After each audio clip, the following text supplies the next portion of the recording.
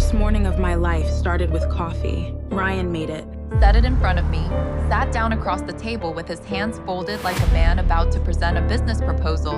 And that is essentially what it was. He was leaving me for my mother. They had been planning it for 2 years.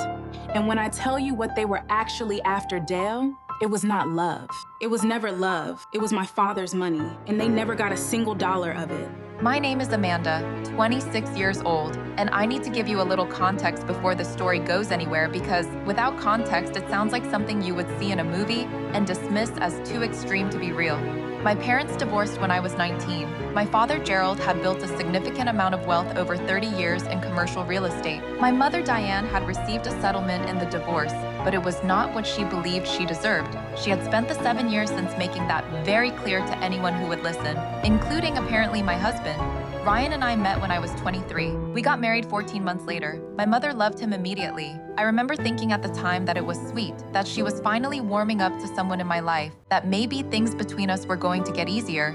I understand now what that warmth actually was. Ryan was charming in a very specific way, measured, always thoughtful, the kind of man who asked your father detailed questions about his work and remembered the answers the next time he saw him. I thought that was respect. I understand now what that was too. For the first year, everything felt exactly right. Then the small things started. Ryan and my mother talked on the phone more than I realized. I found that out later.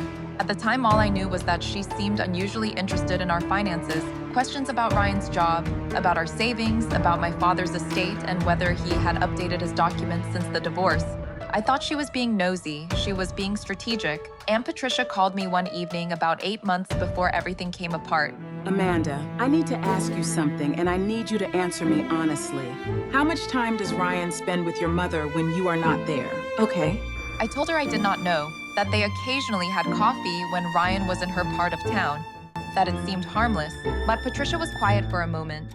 Keep your eyes open. That is all I am going to say right now. Just keep your eyes open. I told her she was overthinking it. I wish I had listened.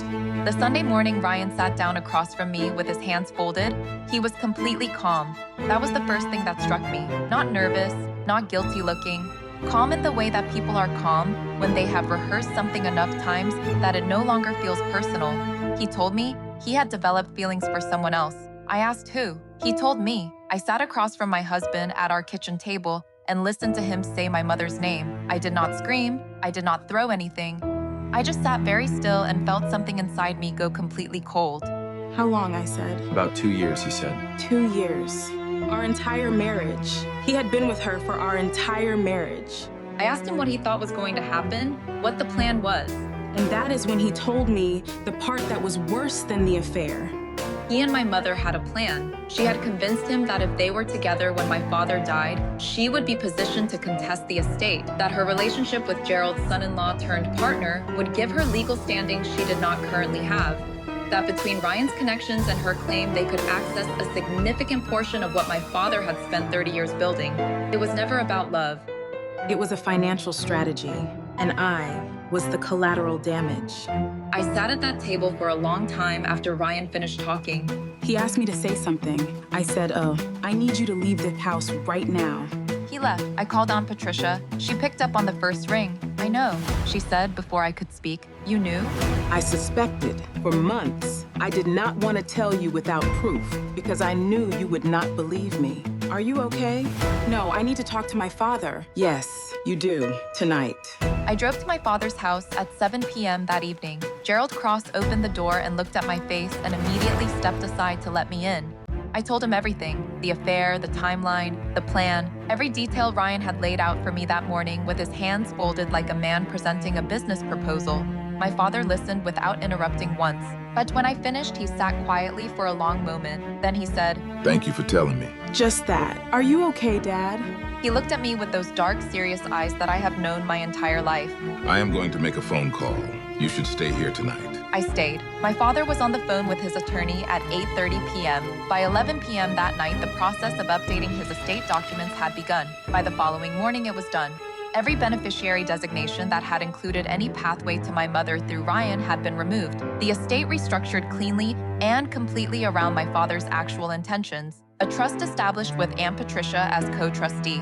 all of it done in one night. My mother called me 3 days later. She did not call to apologize. She called to negotiate. Amanda, whatever Ryan told you, I need you to understand that. Mom, I said, Dad already updated everything. There is nothing left to discuss. Silence. What do you mean he updated? I mean, it is done, I said.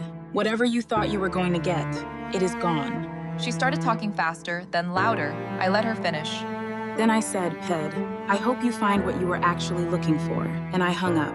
Ryan called that same week, not to apologize either, to ask whether there was any chance the estate situation could be revisited. I did not answer. What happened after that, I heard through Aunt Patricia over the following months. Without the inheritance plan, the foundation of what my mother and Ryan had built together collapsed almost immediately. There was no love underneath it. There had never been love underneath it. Just a shared calculation that stopped working the moment my father made one phone call.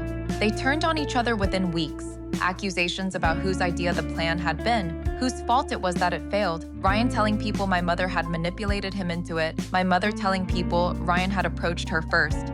Neither of them came out looking like anything other than exactly what they were. By the end of the year, Ryan had moved across the city and was essentially starting his professional life over from nothing. My mother was living in a smaller apartment and had quietly stopped talking about my father's estate to anyone. They were both alone. They had each other, and then they did not even have that. My father and I have dinner every Sunday now. Aunt Patricia comes most weeks. When we eat too much and talk too loud, and I feel more at home in that dining room than I ever felt in the house I shared with Ryan. I am 27 years old, and I am rebuilding. Not frantically, not desperately, just steadily, with people who actually love me. The people who were supposed to love me chose money. The people who did love me showed up the moment I needed them. That is the whole story. And honestly, it is the part I think about most. Not the betrayal, the table I sat at afterward, the people who were already there. So before you go, I need to ask you something. When everything fell apart, who showed up for you? Not who you expected, who actually showed up? Tell me in the comments. Because sometimes the people who save you are not the ones you thought they would be. Drop a comment, pets. When everything fell apart, who actually showed up for you?